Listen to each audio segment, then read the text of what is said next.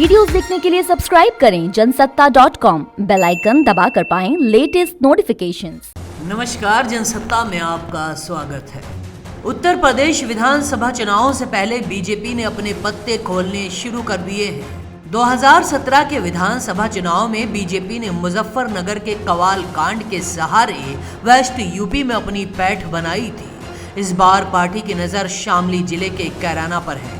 West UP में हुए सांप्रदायिक दंगों के बाद कैराना से पलायन कर चुके लोगों की घर वापसी कराकर मुख्यमंत्री योगी आदित्यनाथ ने बड़ा दांव खेला है। इसी उम्मीद में कि कैराना इस बार पश्चिमी उत्तर प्रदेश में पार्टी की किस्मत बदल देगा। सीएम योगी कैराना पहुंचे। योगी ने उन परिवारों से मुलाकात की जो सांप्रदायिक दंगों के बाद यहां से पलायन कर गए थे। बीजेपी की सरकार में उन्हें वापस यहां बसाया गया है। स्थापना के लिए आज मैं यहाँ पर आया हूँ। मेरा यह दायित्व बनता है कि हर पीड़ित व्यक्ति से मैं मिलूं, और पीड़ित अगर हिंदू है तो उससे मिलना गुनाह नहीं है, और मैं इसीलिए उन पीड़ितों से मिलने के लिए आया हूँ जिन्हें पिछली सरकार के समय में प्रताड़ित करके पेशेवर अपराधियों ने यहाँ से पलायन करने के लिए मजबूर कर दिया था। राजनीति के जानकार योगी के इस कदम को मास्टर स्ट्रोक मानते हैं।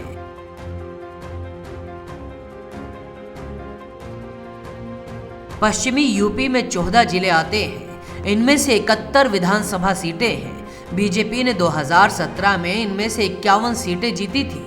आरएलडी के अकेले विधायक सहेंद्र रमाला के बीजेपी में शामिल होने के बाद ये संख्या 52 हो गई थी।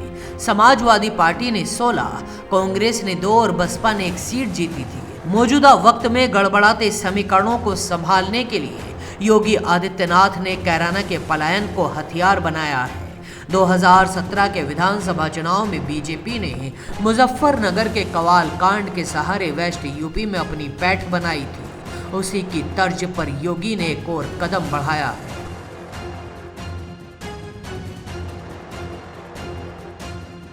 8 साल पहले 27 अगस्त 2013 को जानसठ कोतवाली के कवाल गांव में डबल मर्डर हुआ।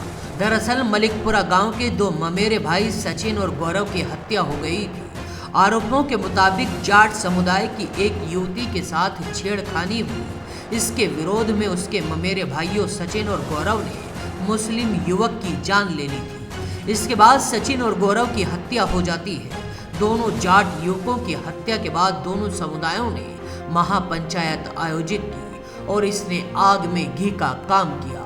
7 सितंबर 2013 को नंगला मंदोड़ में हुई महापंचायत में कथित तौर पर बदला लेने और उकसावे वाले भाषण दिए गए। महापंचायत से लौट रहे लोगों पर जोली नहर के पास अचानक हमला हुआ। इस दौरान तकरीबन 2 दर्जन ट्रैक्टर और कई बाइकें फूंक दी गई थी। चश्मदीदों के मुताबिक कुछ शव नहर में फेंक दिए गए। इसके साथ ही मुजफ्फरनगर में जाट और मुस्लिम समुदाय के बीच बड़े पैमाने पर दंगे भड़क उठे थे।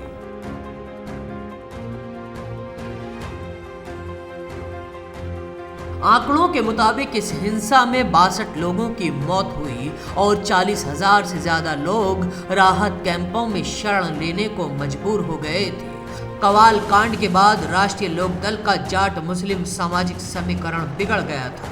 इसका असर चुनावों पर दिखाई दिया और 2014 के लोकसभा चुनाव में बीजेपी ने वेस्ट यूपी की सभी सीटें फतेह कर ली। यहां तक कि चौधरी अजीत सिंह भी अपने गढ़ बागपत में हार गए। जाटलैंड में बीजेपी की ऐसी क्लीन स्वीप कभी नहीं हुई थी। 3 साल बाद फिर 2017 के विधानसभा चुनाव में भी बीजेपी को बड़ी सफलता मिली। वेस्ट यूपी से आरएलडी का तकरीबन सुपड़ा साफ हो गया। पार्टी को सिर्फ 1 सीट छपरोली पर जीत मिली। अब इसी की तर्ज पर योगी आदित्यनाथ ने कैराना के पलायन को मुद्दा बनाया है। राजनीति के जानकार मानते हैं उनका ये कदम फायदेमंद साबित हो सकता है। बाकी खबरों के लिए देखते रहिए जनसत्ता।